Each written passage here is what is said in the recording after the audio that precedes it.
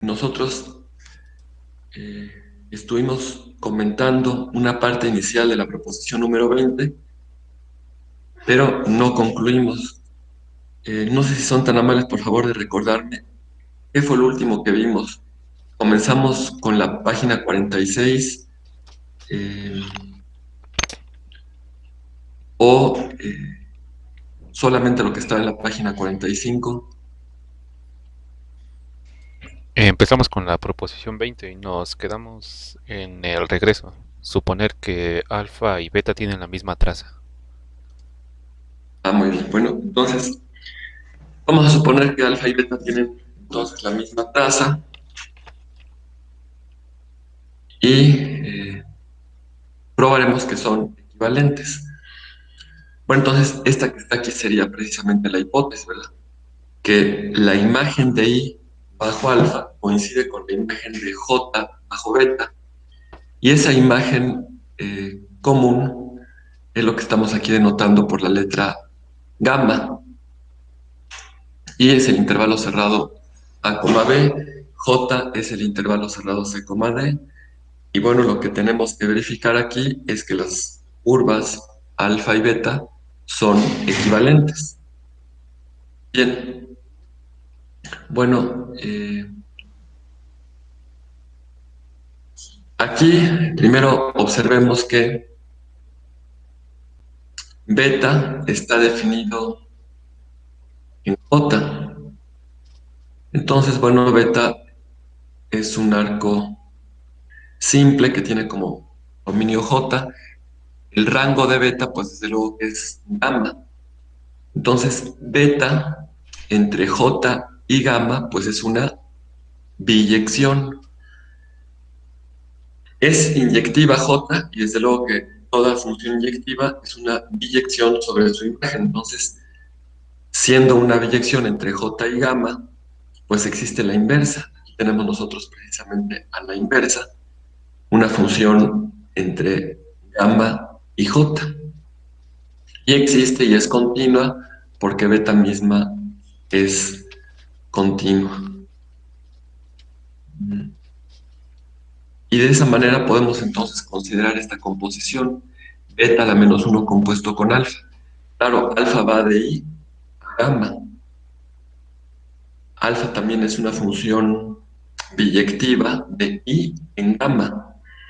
Y en gamma está definido beta a la menos uno. Por eso es que la composición efectivamente es una función de I a J. Este es el intervalo J. Y bueno, claramente como alfa es una biyección, como beta a la menos uno es una biyección, pues desde luego que eh, pues la composición beta a la menos uno compuesto con alfa es también una biyección y es continua pues porque ambas funciones, tanto alfa como beta a la menos uno, es continua. Claramente, por la manera en que está definida, o como le estamos llamando U a esta composición, desde luego que nosotros tendríamos de aquí que beta compuesto con U, ¿verdad? Es algo inmediato de aquí. Beta compuesto con U es alfa. Por lo tanto, alfa evaluado en T, pues es beta evaluado en la imagen de T bajo U, esto para todo T en I. Eh, bien, entonces,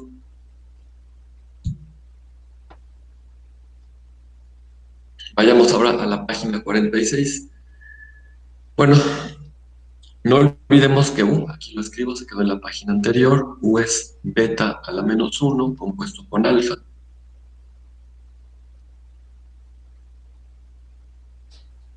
Y afirmamos aquí que la derivada de U existe en cada t en el dominio. No olvidemos que esta es una función de I a J. Y aquí entre paréntesis, pues encontramos los elementos que justifican lo que se acaba de afirmar. En primer lugar, bueno, tenemos aquí beta. Disculpen, no se ve muy bien la imagen. Beta va de J contenido en R a Rn, es una función diferenciable. Eso lo sabemos porque beta es una curva regular. Es diferenciable para todo X. Y además sabemos, por ser también una curva regular, que la diferencial no es cero. Además, beta es inyectiva porque es un arco simple. Como ya habíamos dicho antes, beta de J en gamma pues es una biyección, pero ahora podemos decir que es una biyección diferenciable. Y beta prima es continua, nuevamente porque beta es una curva regular.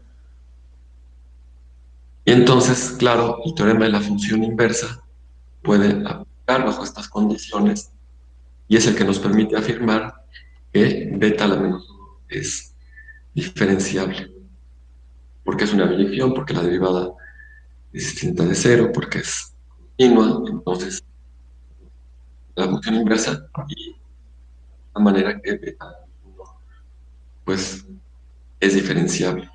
Y si beta a la menos 1 es diferenciable, pues desde luego que como alfa es también diferenciable y sabiendo que la composición de funciones diferenciables es diferenciable, pues podemos concluir que efectivamente esta función es diferenciable. Es decir, U es una función diferenciable, prima de t está definida. Bien, vamos a verificar que es monótona. Bueno, como U es un arco, tenemos que la imagen de A es distinta de la imagen de B. No olvidemos que A y B son los extremos del intervalo cerrado y intervalo que es precisamente el dominio de U. Bueno, si son distintos, la propiedad de tricotomía en R, pues nos permite afirmar que la imagen de A bajo U es menor que la imagen de B bajo U, o bien que la imagen de A bajo U es mayor que la imagen. Vamos a considerar en primer lugar este caso, ver que en este caso U es creciente.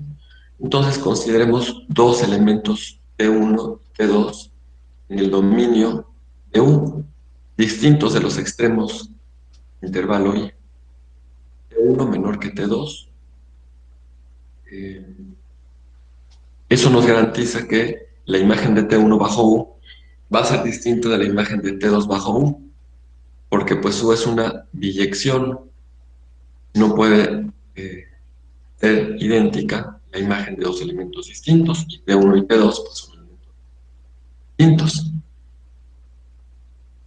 Vamos a verificar que la imagen de T1 es menor que la imagen de T2, con lo cual podemos concluir que efectivamente es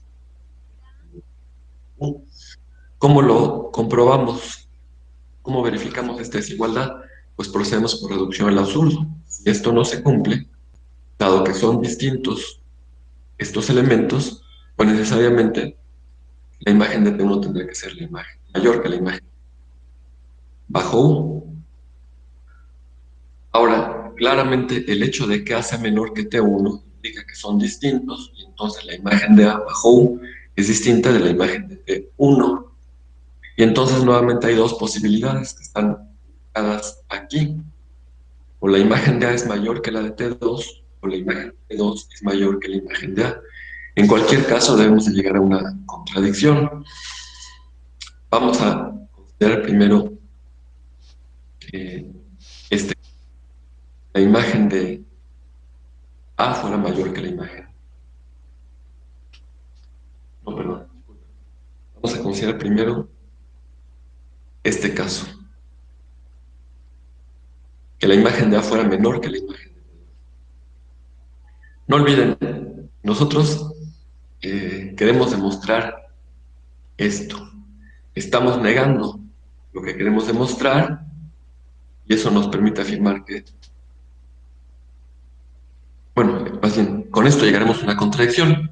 Y para llegar a una contradicción a partir de esta desigualdad que obtenemos al negar lo que queremos demostrar, para llegar a esa contradicción, observamos también que se tiene la imagen de A distinta de la imagen de B y eso nos lleva a considerar estas dos posibilidades.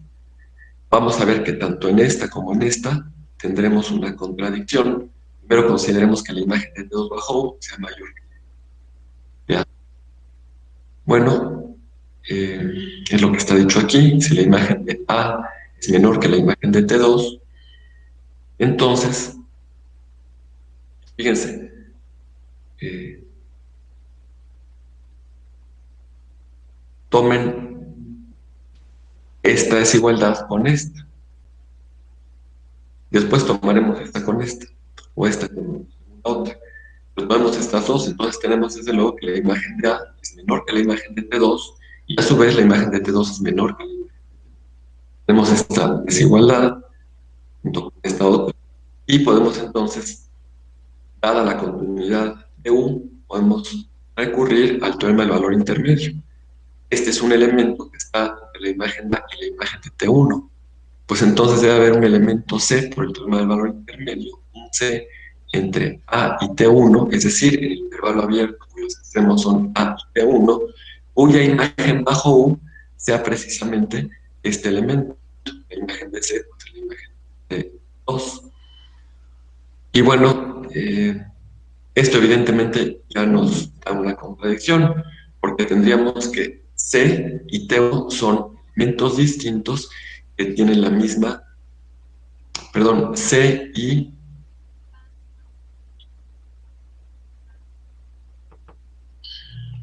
permítanme por un momento. Claro, si C está en el intervalo A, T1, desde luego que C es menor que T1, y por lo tanto, como T1 es menor que T2, claro que C también es distinto de T2. Digamos entonces, con esta identidad, dos elementos distintos, C y T2, cuyas imágenes son iguales, y eso evidentemente contradice que U es inyectiva. Pues claramente en este caso, tiene una contradicción. Vamos a considerar ahora este otro caso que está aquí. ¿Qué ocurre en este caso?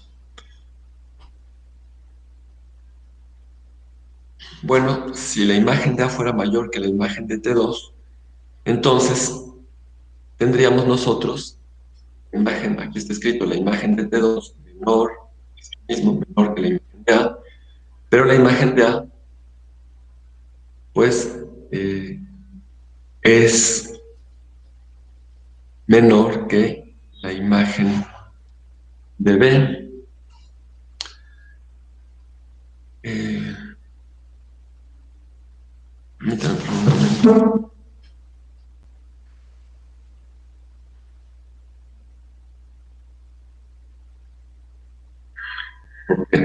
No olviden que estamos considerando esto aquí, que la imagen de A es menor que la imagen de B.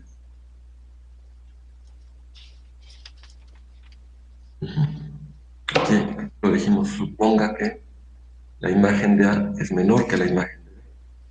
Entonces, efectivamente, tendríamos nosotros que, si la imagen de T2 fuera menor que la imagen de A, es decir, en este caso que ya tenía aquí, entonces tendríamos la imagen de T2 menor que la imagen de A, y ahora ocupo que la imagen de A es menor que la imagen de B, y nuevamente por el mismo teorema del valor intermedio, como este es un elemento entre la imagen de T2 y la de B, pues tiene que existir un K minúscula entre T2 y B, es decir, un K en el intervalo abierto cuyos extremos son T2 y B, cuya imagen bajo U sea precisamente este elemento. Si tendríamos la imagen de K igual a la imagen de B, y nuevamente esto contradice que U es inyectiva, porque K y A son elementos distintos.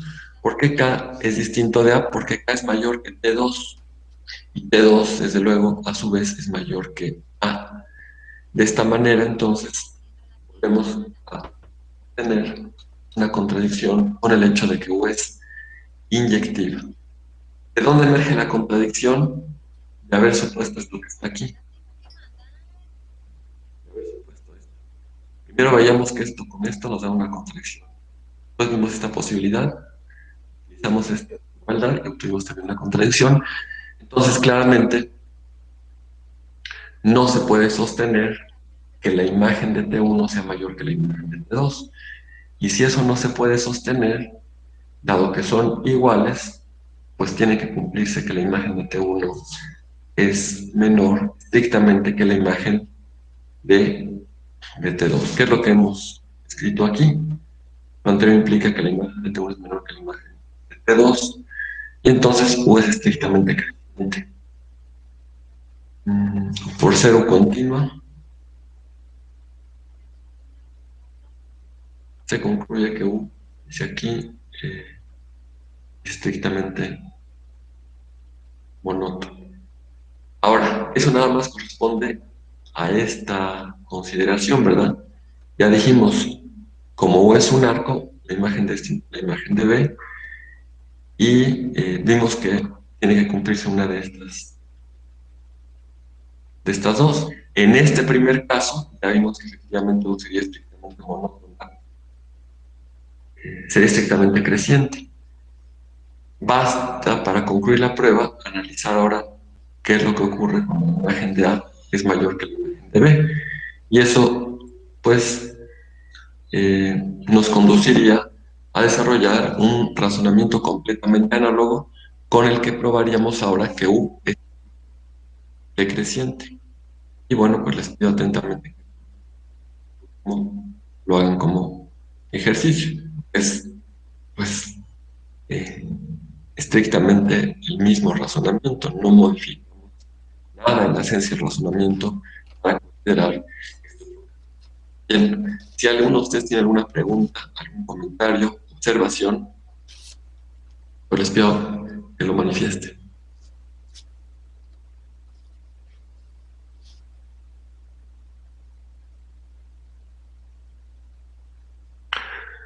Bueno, de esa manera se justificaría la proposición anterior. Bien, eh, permítanme regresar a la página 45 que no tengo aquí.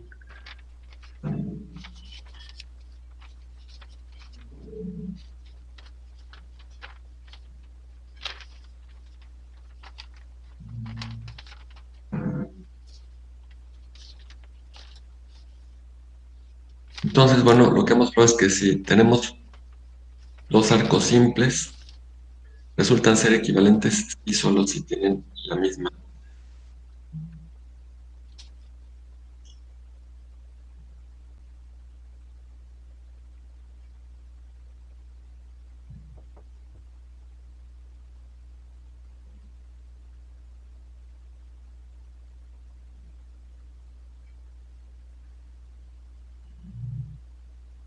Permítanme, por favor, un momento.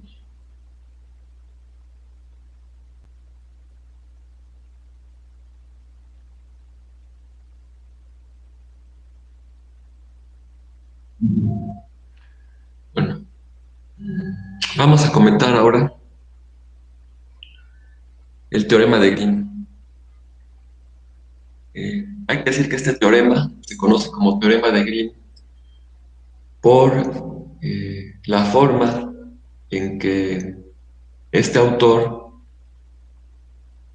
utiliza el teorema en el tratamiento de problemas que tienen que ver con electricidad y magnetismo.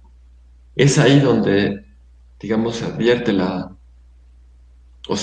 de forma inicial la relevancia del teorema, aunque los elementos probatorios del teorema de Green realmente se encuentran en los trabajos, ya desde los trabajos de Lagrange y de Gauss mismo.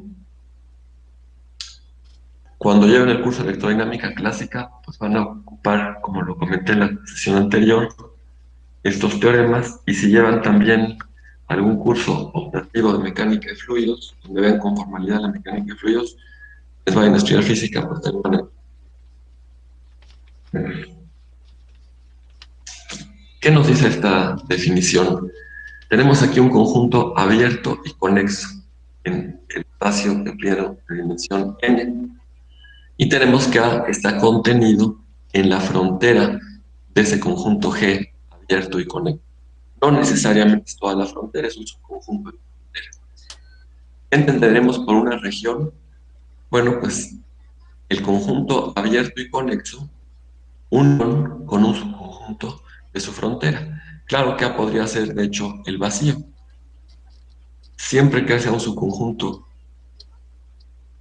de la frontera de G y que G sea abierto y conexo, G unión A será una región.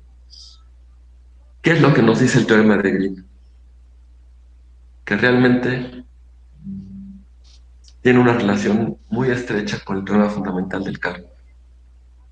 De hecho, el teorema de Green, el teorema de Gauss, el teorema de Stokes, todos estos teoremas son proposiciones que mm, generalizan desde una u otra perspectiva el teorema fundamental del cálculo.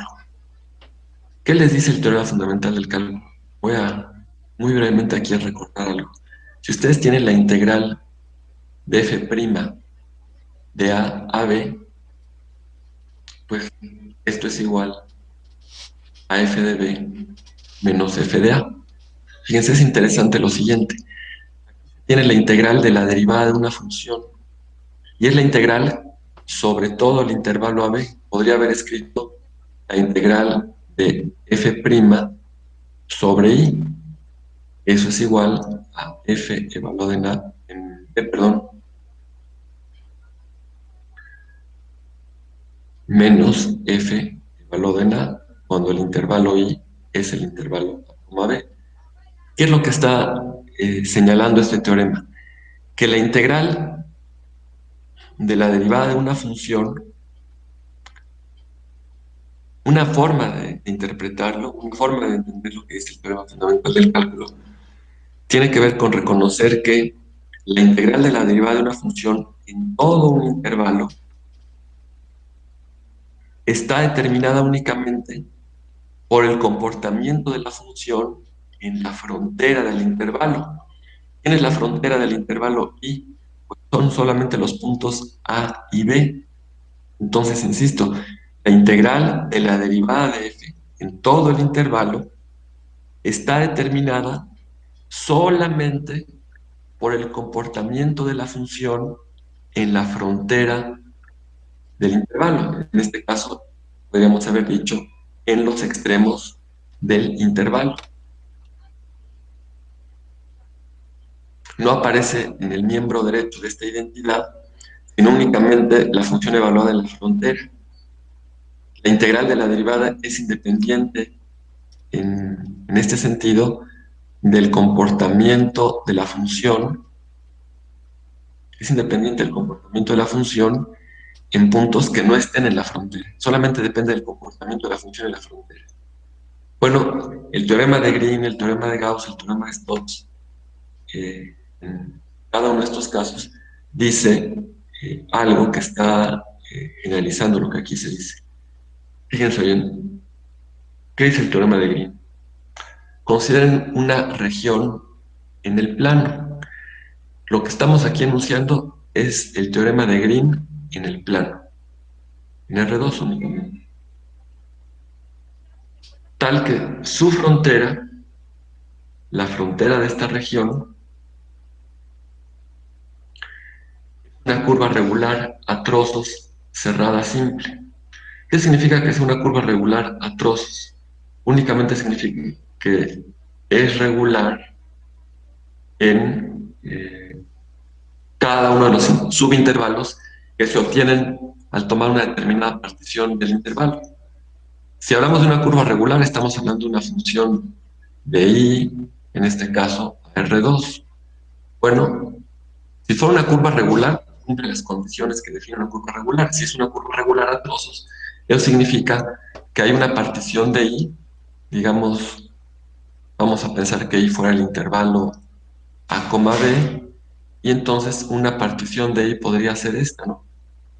A, bueno, déjenme ir mejor, x1 igual a, x2, hasta un xn igual a b, la partición del intervalo. Y claro que esta partición pues determina un conjunto de subintervalos. ¿Qué significa que esta función sea una curva regular a trozos? Bueno, que alfa restringido al intervalo xy, xy más uno, pues esta sí sea una curva regular en cada uno de estos subintervalos. Eh,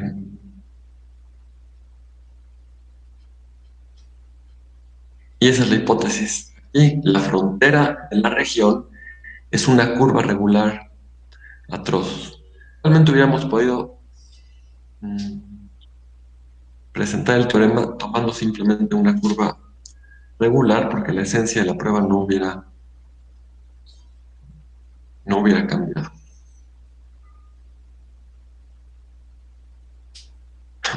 Bueno, eh, tenemos por otra parte, bueno, una curva regular a trozos, pero es una curva cerrada, cerrada simple. Ya hemos definido la ocasión anterior qué entendemos por una curva cerrada simple. Entonces, tenemos la región R en el plano, su frontera, que es precisamente gamma, podemos pensar que es una curva regular o que es una curva regular a trozos, pero cerrada simple. Quiere decir que no olviden que gamma entonces tiene que ser la imagen bajo una curva regular a trozos de un intervalo y que ésta sea cerrada significa que alfa de A es igual a alfa de B, pero además alfa restringida al intervalo semiabierto a B es inyectiva. Bien,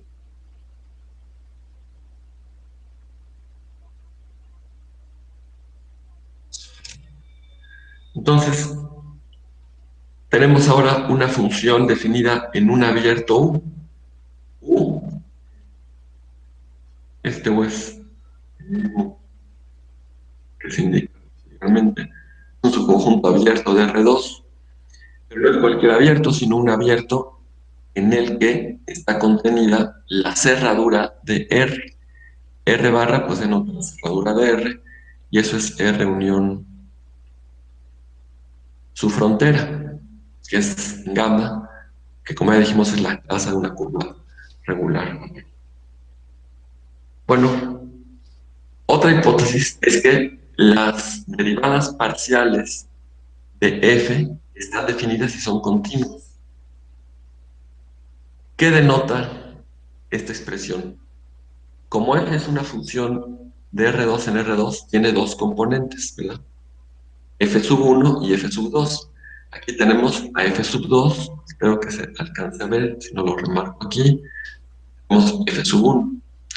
Y aquí tenemos, claro que cada FI, a ver, déjenme escribirlo, FI de XY, pues es F1 de XY, F2 de F2 de XY. Esto para todo XY en U, que es el dominio de F. XY es una pareja ordenada porque U es un subconjunto de R2. Entonces, cada una de estas funciones, cada una de estas F sub I, pues es una función de U a R. Y como U es un subconjunto de R2, pues claro que puedo considerar la derivada parcial primera de cada una de estas FI.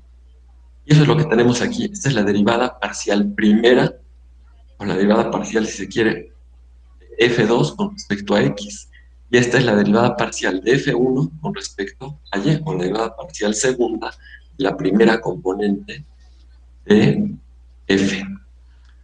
Lo que se afirma entonces es que si estas derivadas parciales, la segunda de la primera componente de F y la primera de la segunda componente de F están definidas y son continuas, entonces la integral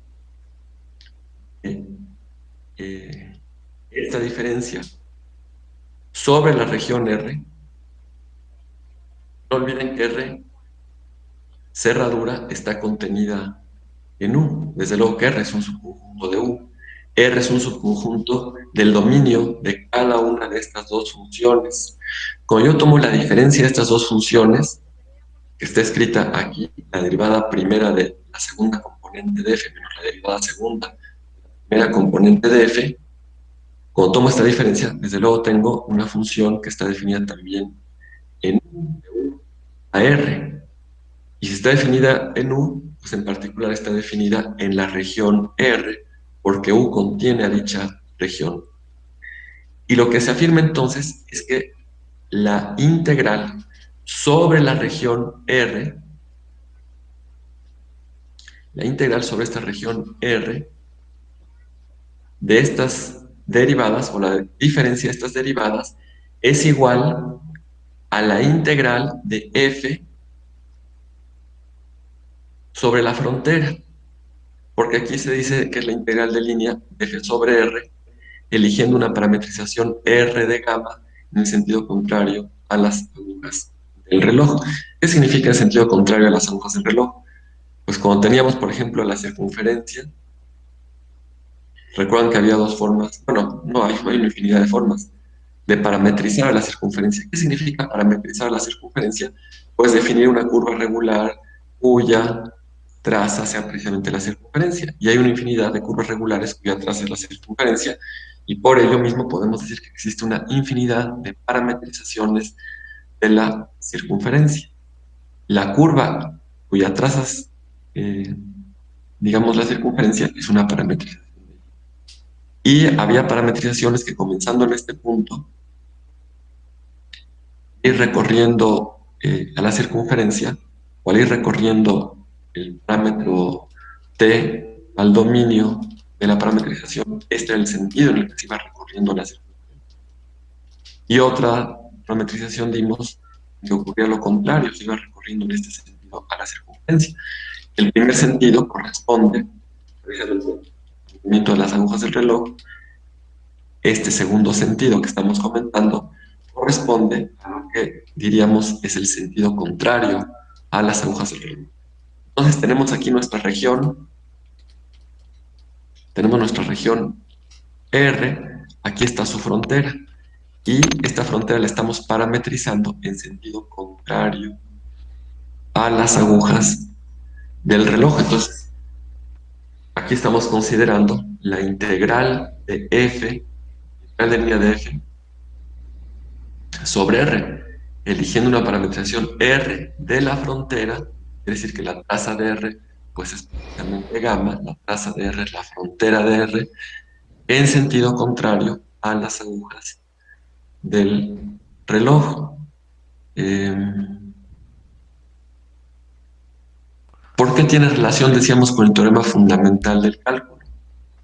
Porque nuevamente aquí tenemos que la integral de una diferencia de derivadas parciales, aquí es la integral de la derivada en todo y, está determinada por el comportamiento de f solo en la frontera. Y aquí lo que tenemos es que la integral sobre toda la región de esta diferencia de derivadas parciales se expresa en términos de la integral de la función, nuevamente lo tenemos en el teorema fundamental del cálculo. Aquí tenemos solamente la evaluación de la función en los extremos o en la frontera. Aquí tenemos la integral de la función, pero solo sobre la frontera, ¿verdad? Porque es la integral de línea de f sobre r, que resulta ser una parametrización de la frontera de r. Es decir, nuevamente, la integral sobre toda la región depende únicamente del comportamiento de la función. Bueno, no es la integral de la función sobre r, es la integral. Esta diferencia de sus derivadas parciales depende únicamente del comportamiento de la función sobre la frontera. Podría yo aquí poner cualquier parametrización, pero no olviden que el signo de esta integral va a depender del sentido en el que se parametrice la gamma. Bien, esto es lo que afirma el teorema de Green en el plano.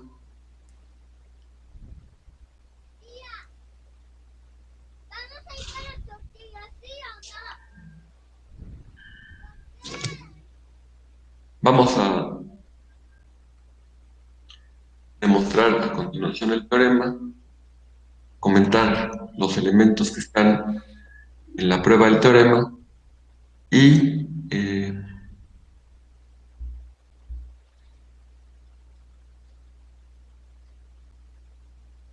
y vamos a probarlo solamente en un caso particular.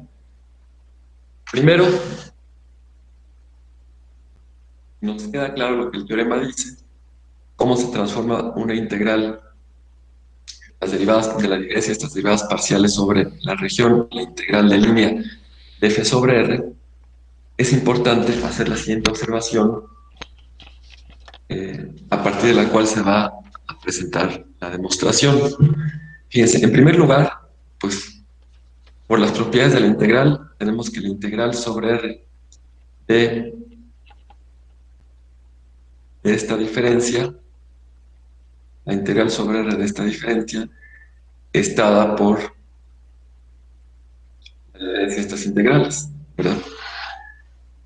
Y R, como es una parametrización de gamma, pues tiene que ser una curva cerrada, simple, regular a trozos, cuya traza sea precisamente gamma.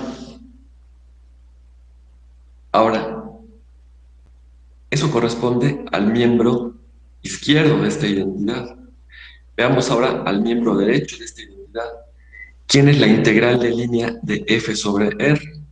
Pues por definición, la integral de línea de f sobre r, como hemos visto, es f, bueno, la integral de n a m, porque n y m son en este caso los extremos de r, la integral de n a m de f compuesto con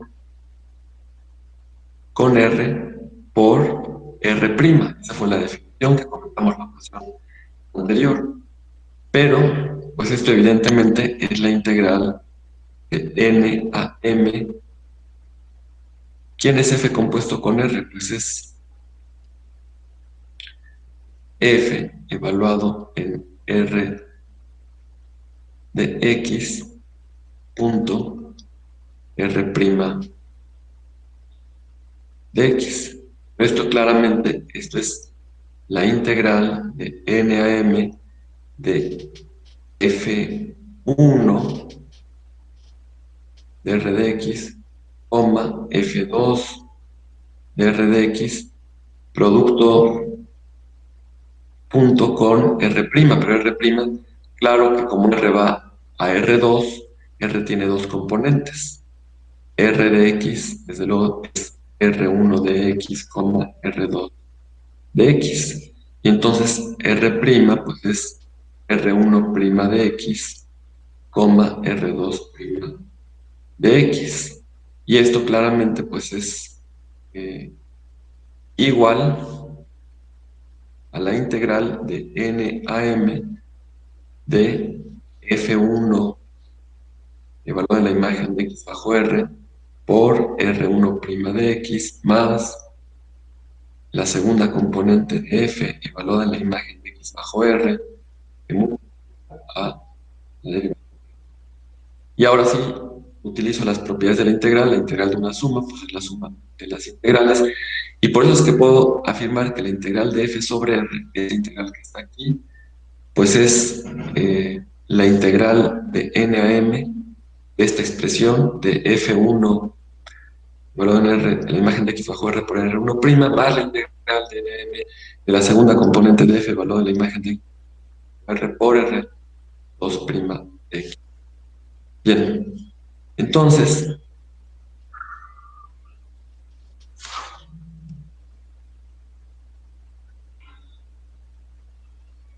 entonces tenemos nosotros como tesis el teorema de Green, tenemos que justificar esta identidad que está aquí.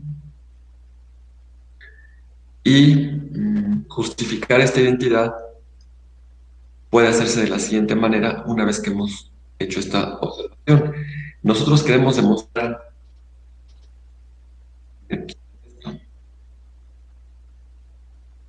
nosotros queremos demostrar que esta expresión, que esta integral coincide con él. Esa es la tesis del teorema de Green. Pero dado que esta primera integral se expresa como la diferencia,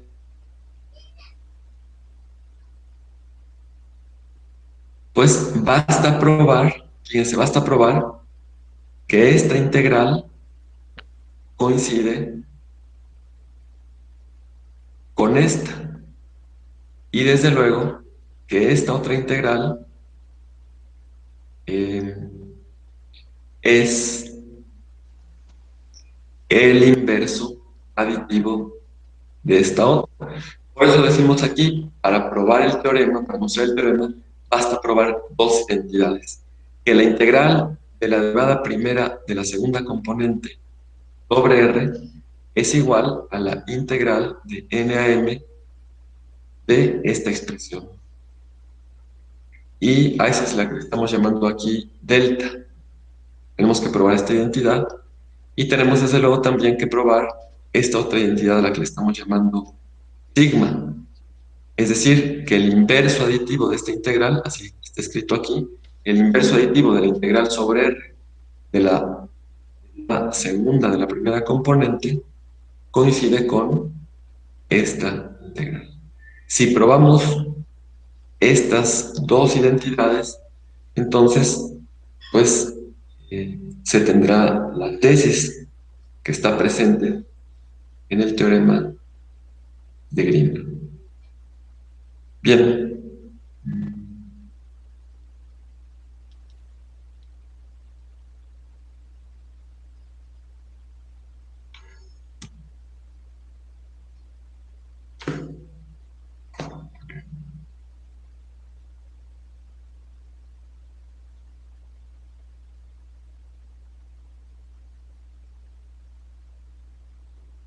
bueno, entonces vamos a probar estas identidades. Vamos a probar una de ellas porque la otra es análoga. Y como decíamos, vamos a probar el teorema de Green solamente para regiones, no para una región, eh, digamos, general. Ya hemos definido de inicio esta página una región, pero vamos a considerar únicamente regiones que pueden descomponerse en un número finito de regiones que son a la vez de tipo uno y de tipo 2. Vamos a probarlo para una región, por ejemplo, de esta.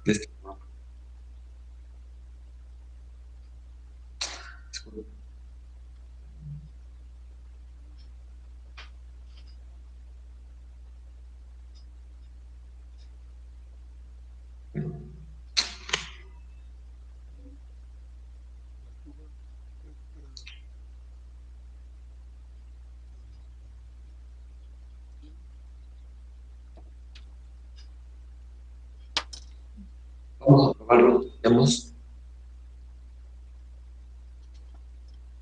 para regiones, por ejemplo, una circunferencia. Ya hemos visto que una circunferencia es una región tanto de tipo uno como de tipo 2.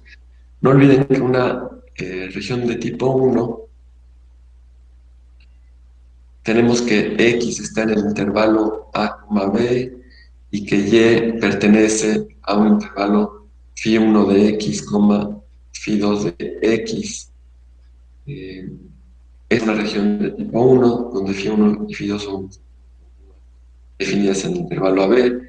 Aunque ya lo habíamos comentado esto, podemos tener a φ1, φ2. Y esta es una región de tipo uno. Una región de tipo 2, por el contrario, tiene,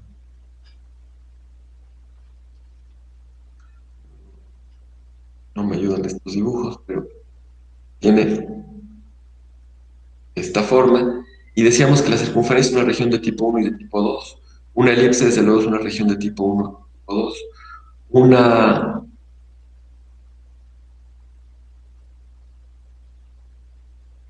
región como esta, pues claro que también es de tipo uno. Bueno, no, no disculpen. Sí es de tipo, esta sí es de tipo uno, pero no es de tipo 2. Pero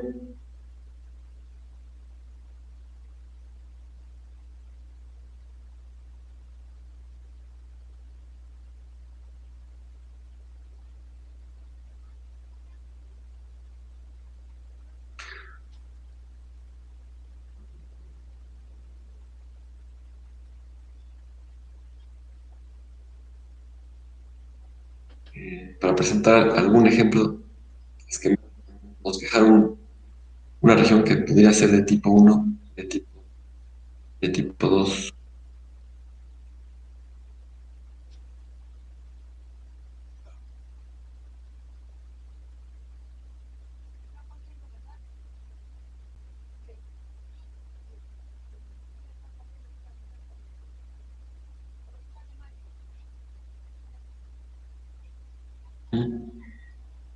Eh,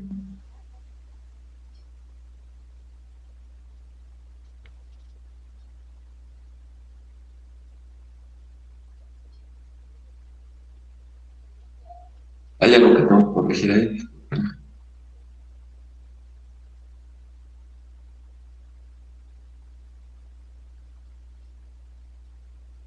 Claro.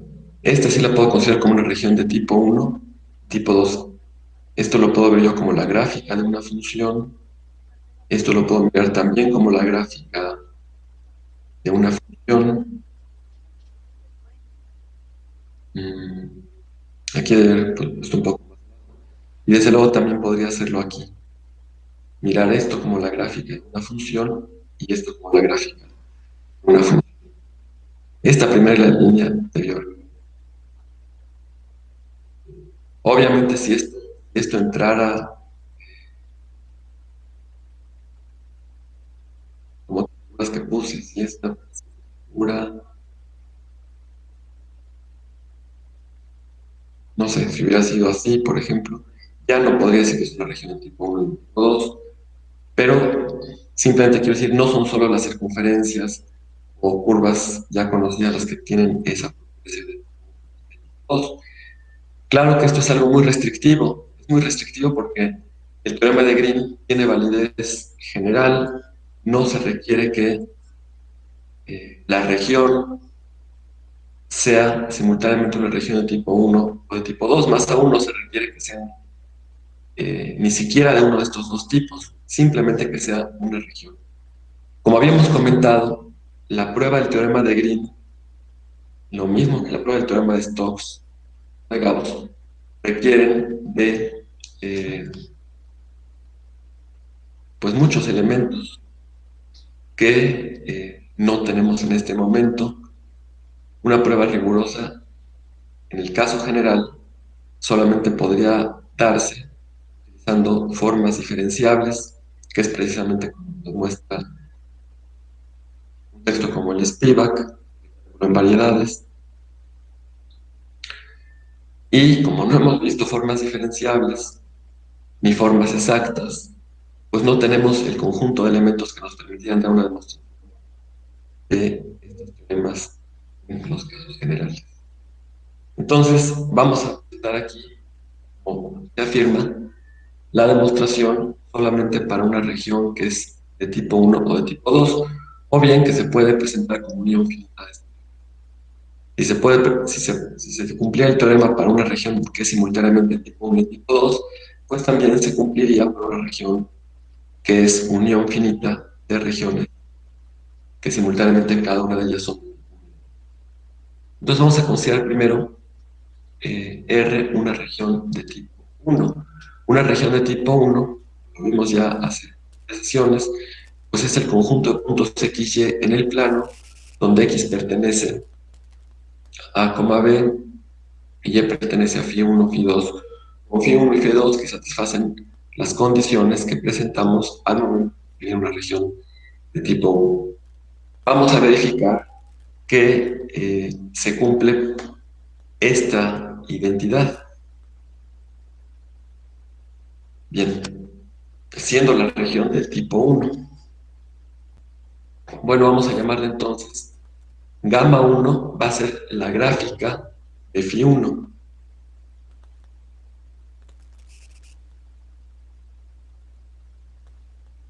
Es una notación que se ocupa en general para la gráfica de una función, pero pues estos son todos los puntos x, phi1 de x, tal que x pertenece a, B. Esta es la gráfica de phi1.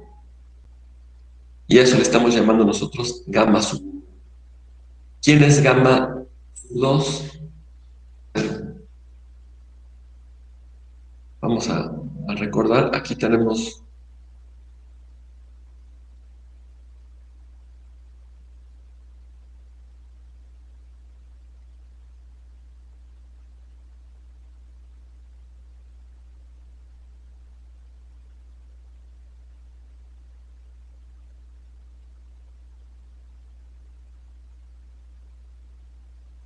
este conjunto, pues es la gráfica de phi 2, este conjunto es la gráfica de phi sub 1, esta es toda la región de tipo 1, y entonces, precisamente, esto es lo que hemos llamado gamma sub 1. Gamma sub 2, ¿quién es? Quiero, no olviden que este es el intervalo A, B. Gamma sub 2 es toda esta parte.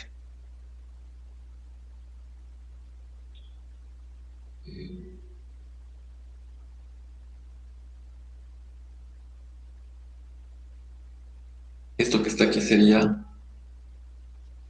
gamma 2. Todos los puntos en el plano de la forma B, Y, donde Y está entre phi sub 1 de B, este punto, y phi sub 2 de B. Entonces, este segmento sería gamma 2. ¿Quién sería gamma 3? La gráfica. Esto que está aquí sería gamma 3, que es la gráfica de phi sub 2, y gamma 4 serían todos los elementos del plano que se escriben de esta forma. Las parejas ordenadas, donde la primera componente es A y la segunda componente es Y, con Y entre phi sub 1 de A, o ya en el intervalo cerrado, que los extremos son la imagen de abajo phi sub 1 y la imagen de abajo phi sub 2. Entonces, esto sería gamma 4, y ya tenemos a gamma 1. Bien,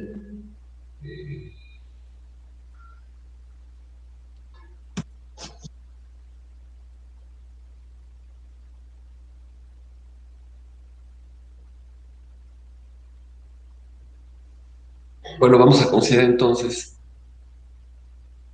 eh, tres puntos S, T, K, números reales, que estén en el intervalo n, m. No olviden que n y m son los extremos del dominio de R. Aquí estamos considerando que R es una curva regular, cerrada, simple, cuya traza es precisamente gamma. Eh, si se verifica para una curva que es una curva regular, cerrada, simple, pues es eh,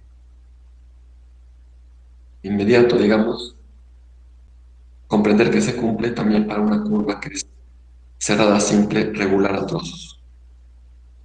Tenemos entonces que los puntos S, T y K están en el intervalo n, m y satisfacen esta condición.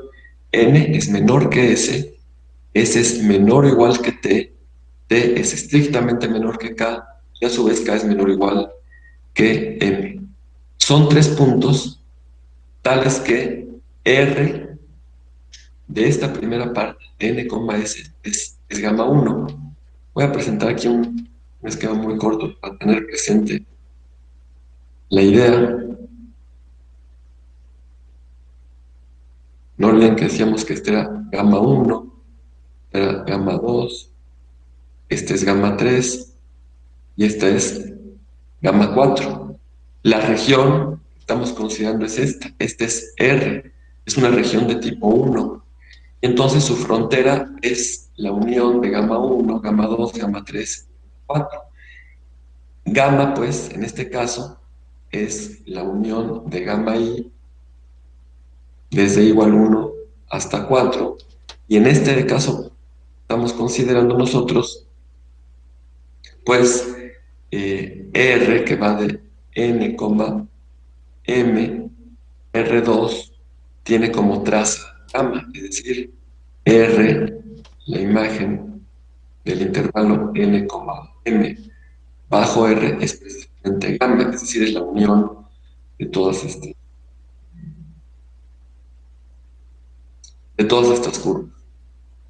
Y entonces estamos considerando mm, que la imagen del intervalo n, s pues es gamma 1.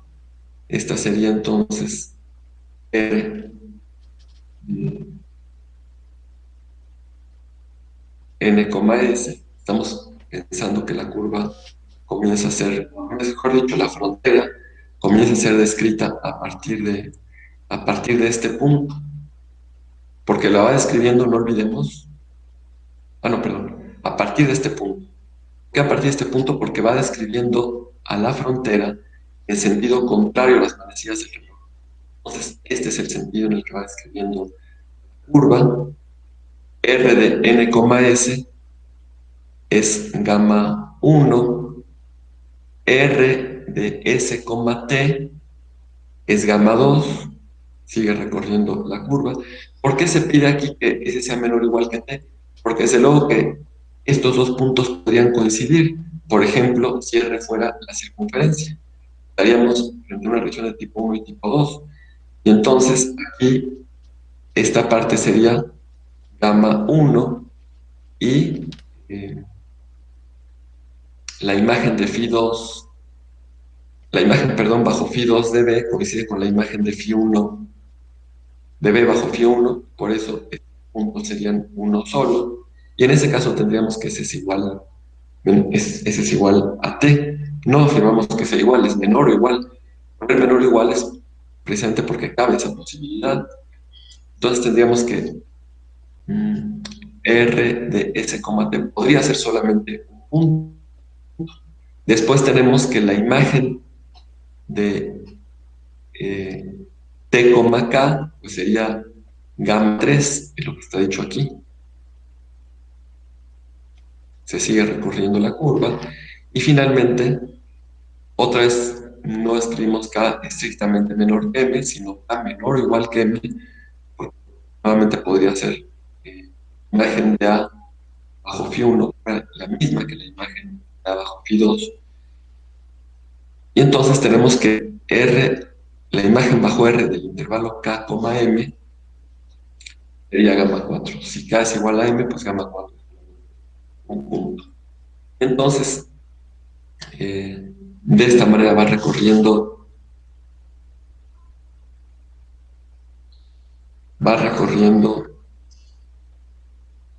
R a la frontera de la región de tipo 1 y tipo 2, que es R. Bueno, hasta ahorita es de tipo 1 únicamente, no estamos considerando ser una región de tipo 1.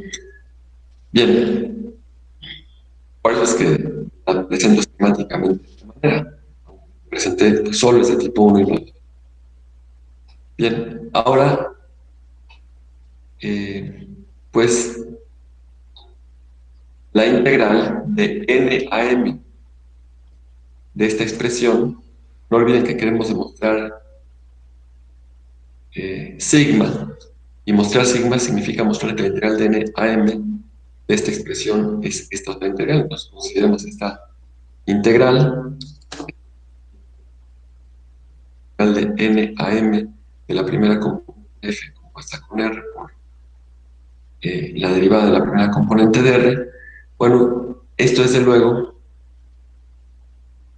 pues lo puedo expresar como la integral primero de n a s de esa misma función, más la integral de s a t de esa misma función, más la integral de t a k, y finalmente más la integral de k a m. Pues eso por una propiedad de la integral.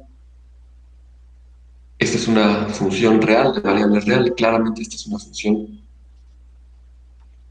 R en R. Y para funciones reales de variable real, pues es algo que se conoce de su curso de cálculo. Bien, tenemos esta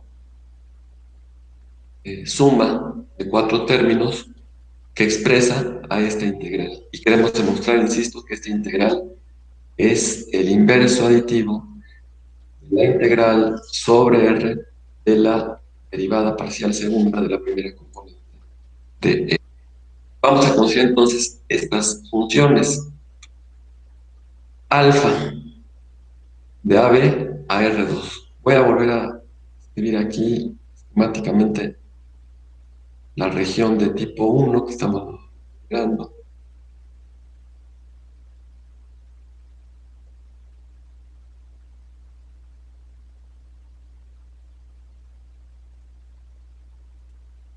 Decíamos, esto que está aquí era gamma 1, que es la gráfica de Φ1.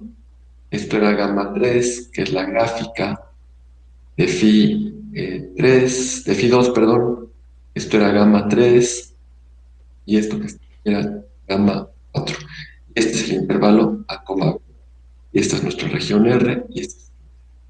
Entonces, bueno, fíjense, alfa va del intervalo AB, está definido el intervalo cerrado AB a R2. ¿Cómo está definida alfa? Bueno, a cada X se le asocia como imagen la pareja X, Φ1 de X. Bueno, es claro entonces que alfa de A, es claro que alfa de A, B, la imagen pues de alfa, del intervalo B bajo alfa, claro que es la gráfica de Φ1, es decir, esto es gamma 1. Esta parte de la gráfica pues está parametrizada por alfa. ¿Qué significa que está parametrizada por alfa? Lo decíamos al inicio, pues simplemente que eh, la traza de alfa es precisamente gamma 1. Ahora piensen en beta, de AB en R2. A cada X le asocie la pareja X y 2 de X. Bueno, entonces claramente que esta es una parametrización de gamma 3. Por eso hemos dicho aquí que alfa y beta son parametrizaciones de gamma 1, gamma 3 respectivamente. Ahora, ¿cómo para de gamma 1 y gamma 3, perdón, esta era gamma 2? ¿Cómo parametrizar gamma 2? Bueno, con la función gamma minúscula que está aquí. La función gamma que va del intervalo gamma 1 evaluado en A, gamma 2 evaluado en A R2. Y cada X tiene como imagen la pareja A, X. Pues sí, claro que es entonces. La imagen de cada minúscula es todo este segmento, ¿verdad? El conjunto de puntos cuya primera componente es A y cuya segunda componente está precisamente en este intervalo. Y finalmente lambda. Lambda, de manera análoga a gamma minúscula, se define como la función que a cada X le asocia la pareja B, X. Bueno, gamma minúscula y lambda son parametrizaciones de gamma 4 y gamma 2, respectivamente. Me parece que debía haber dicho aquí gamma y gamma. Gamma. Ah, no, no, no, sí es correcto, disculpen. Sí es correcto, yo me equivoqué al decir, porque aquí es el punto B. No, claro, gamma parametriza a gamma 4, porque son estos puntos los que tienen primera componente A, y son estos puntos los que tienen primera componente B. Entonces, lambda es la que parametriza a gamma 4 y gamma, pero lambda es la que parametriza a gamma 2 y gamma parametriza a gamma 4. Bien, entonces tenemos nosotros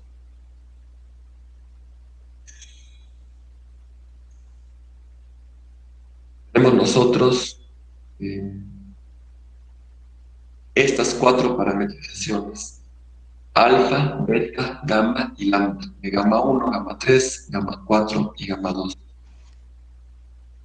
¿Y por qué son importantes? Bueno, por lo siguiente.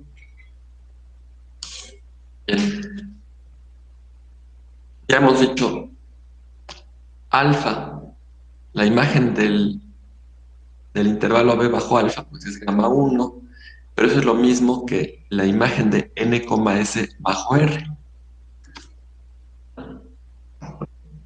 Ya habíamos dicho que gamma 1 era la imagen bajo R del intervalo n, s y al mismo tiempo es la imagen del intervalo b bajo alfa. Entonces, si ocupamos la proposición 20, la que comentamos la sesión anterior, bueno, ya prueba hemos comentado al inicio de esta sesión, pues tenemos, fíjense que alfa y R son eh, curvas que tienen la misma traza. Y como tienen la misma traza, pues la traza de ambas es gamma 1. Como tienen la misma traza, pues la proposición 20 nos dice que son equivalentes, ¿verdad? Porque además, desde luego, son arcos simples, ¿verdad? Son arcos simples, alfa y R restringida a n, s, son arcos simples que tienen la misma traza, entonces, pues es posible utilizar la proposición 20 para decir que alfa y R restringido a n, s, no R, sino R restringido a n, s, son equivalentes. ¿Y qué significa que sean equivalentes? Pues que existe U del intervalo AB al intervalo n, s, que es una biyección estrictamente creciente, diferenciable, tal que alfa es igual a R compuesto con U. Es lo que tenemos por la proposición 20. Y si alfa es R compuesto con U, pues claramente que alfa 1' por la regla de la cadena va a ser R1' compuesto con U por U'. Bien, entonces regresemos nosotros a esta integral. Ya habíamos dicho que es la suma de estas cuatro integrales.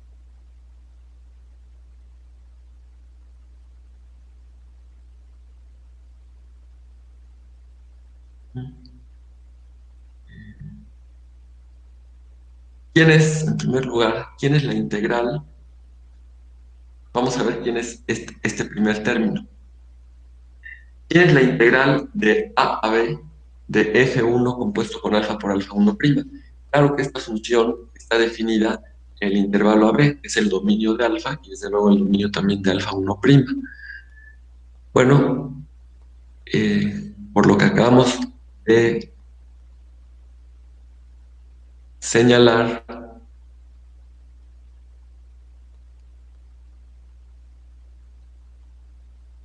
fíjense, de esta identidad que está aquí, ¿qué tenemos? Que alfa prima es igual a R' compuesto con U por U'. Eso desde luego por la regla de la cadena. No solamente eso que se tiene para una componente, sino para la función misma. Entonces, si consideramos la integral de a b de f1 compuesto con alfa por alfa 1', vamos a reemplazar esta función alfa.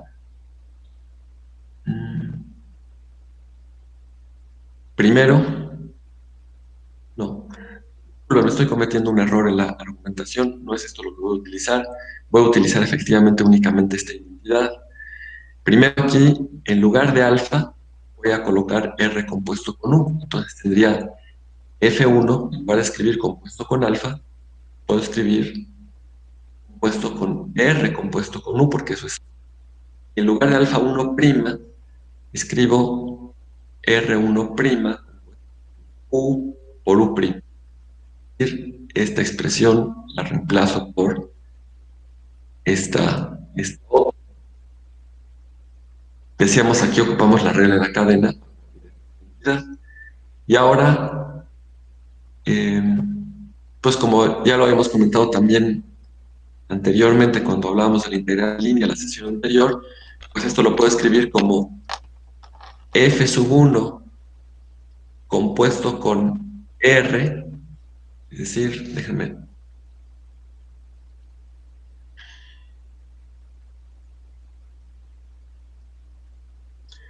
f1 compuesto con r por r1', cada una de estas está compuesta con u. Este producto lo puedo escribir entonces como f1 compuesto con r por r1', que es esto que está aquí, todo compuesto con u. Finalmente, por eso hay un corchete aquí, todo esto multiplica a U', ¿verdad? Y ahora sí, ocupo el primer teorema de sustitución o el teorema de cambio de variable, pues para funciones reales de variable real. La integral de a b de esta función compuesta con u por u', pues es lo mismo que la integral de esta función nada más, pero ya no de a b, sino de u evaluado en a u evaluado en b. Insisto, esta identidad no se justifica sino por el teorema de cambio de variable para funciones reales de variable real. Pero como la función u es estrictamente creciente, es continua por ser diferenciable, etcétera, necesariamente tiene que cumplirse que la imagen de A sea n y la imagen de B sea S. No puede ser de otra forma si la función A es estrictamente creciente. Entonces, en lugar de colocar la imagen de A bajo U, puedo colocar n. En lugar de colocar la imagen de B bajo U, S. De esta manera, esta primera integral que aparece aquí, esta primera integral, pues es, como estamos viendo, es la integral de a b f1 compuesto con alfa por alfa 1 prima. Bien, bien, compañeros, no sé si hasta aquí alguno de ustedes tiene alguna pregunta, algún comentario, algo que no sea suficientemente claro. Profesor, Sí. los intervalos n, s son, están en la región, bueno, en alfa 1, ¿no? Mi duda es si si n y s coinciden, con el intervalo AB, por cómo está definida la región del tipo 1. No, no, fíjense bien, voy a volver a dibujar aquí a la región.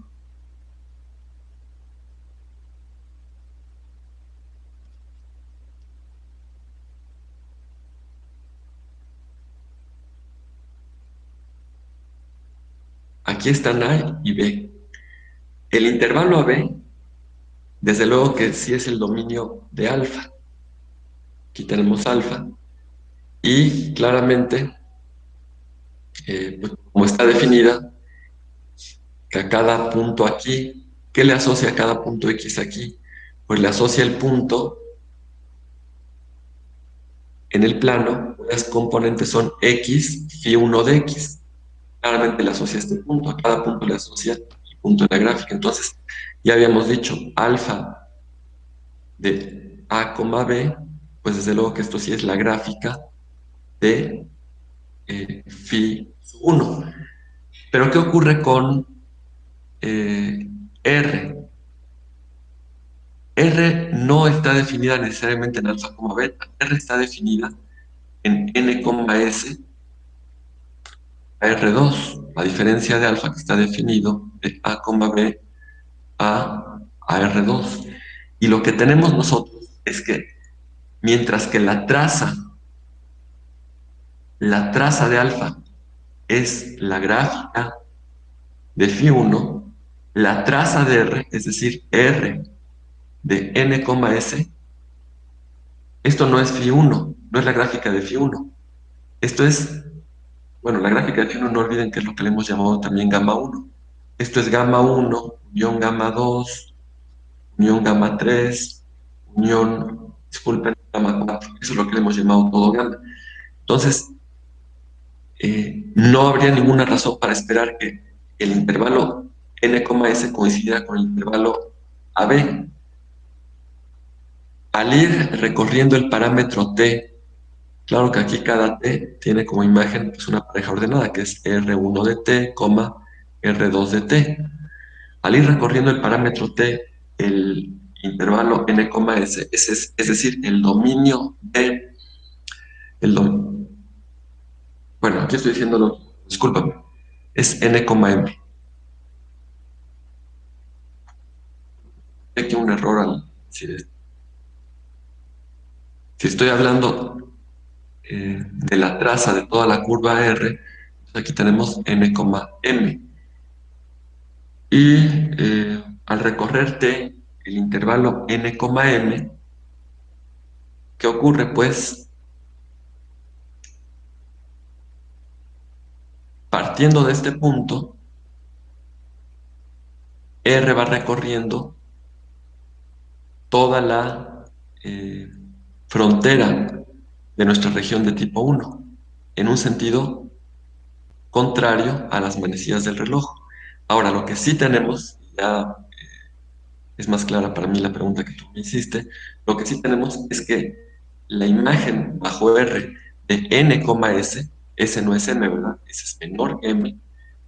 La imagen de este subintervalo, del intervalo n, m, esto sí coincide con la imagen bajo alfa de, de A, de A, B. Eso sí lo tenemos, pero eh, no tendría por qué ser, no tendría por qué ser n, s igual a, b. Aquí, de hecho, alfa, fíjense, alfa, la podría haber también presentado esta. No tendría sentido porque sería escribir exactamente phi 1, ¿no? Lo que ibas a decir no era correcto, pero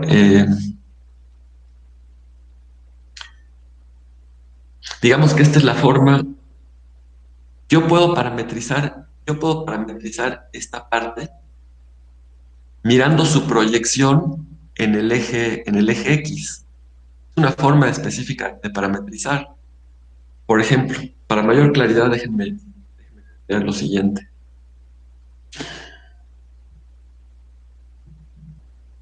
Fíjense, piensen en esta curva. Voy a pensar en...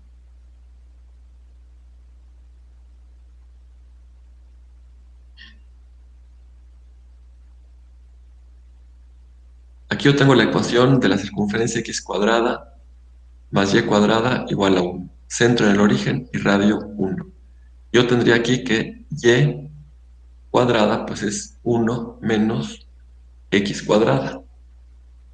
Fíjense, voy a pensar en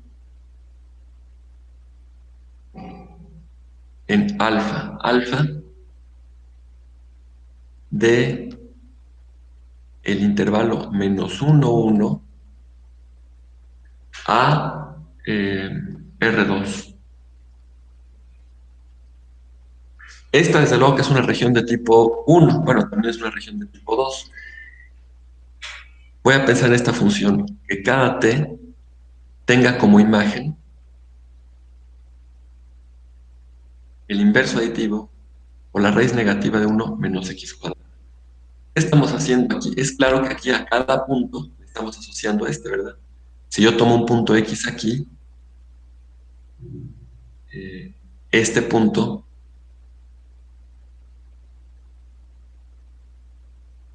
es precisamente el inverso.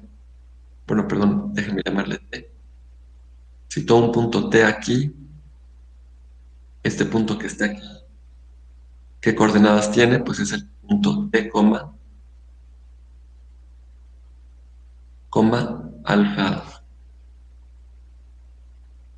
alfa de t,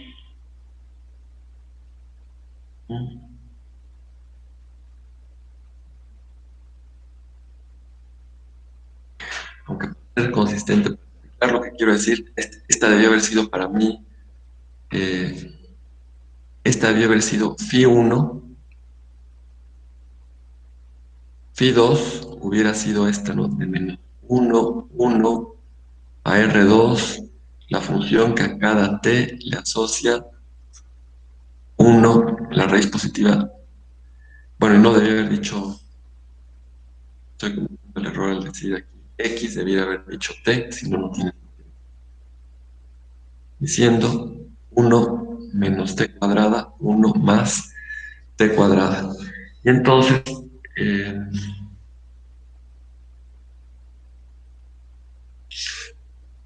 claro, yo tendría aquí que es el punto t,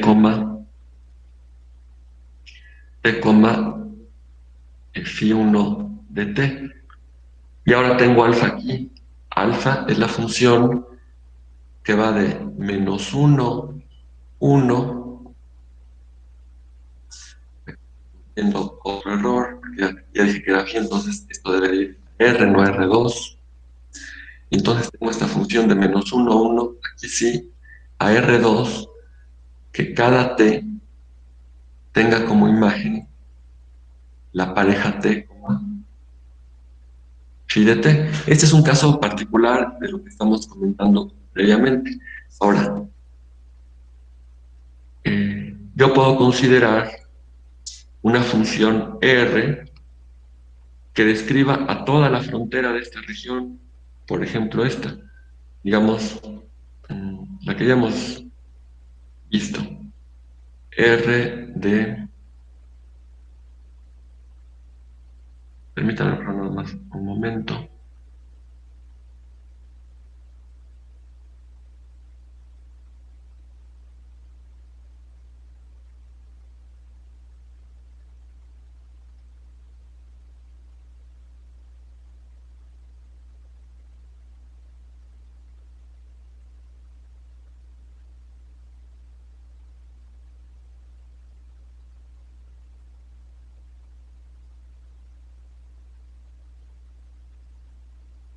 Caso particular. Aquí R comienza a describir a la frontera de nuestra región de tipo 1. La región de tipo 1 pues es disco. Comienza en este punto, va describiéndola en sentido contrario a las manecillas del reloj.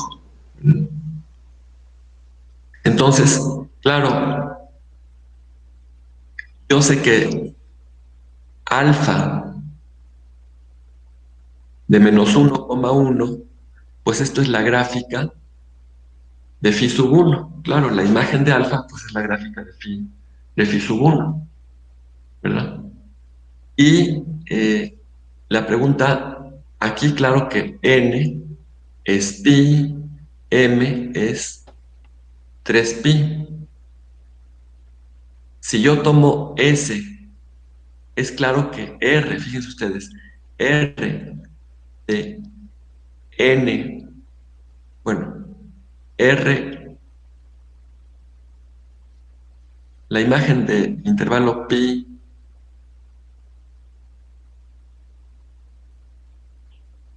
2pi bajo R, pues esto es lo mismo que, que alfa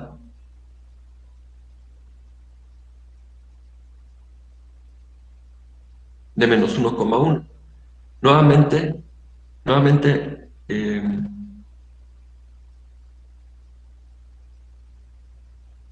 R, voy a llamarle S a 2pi.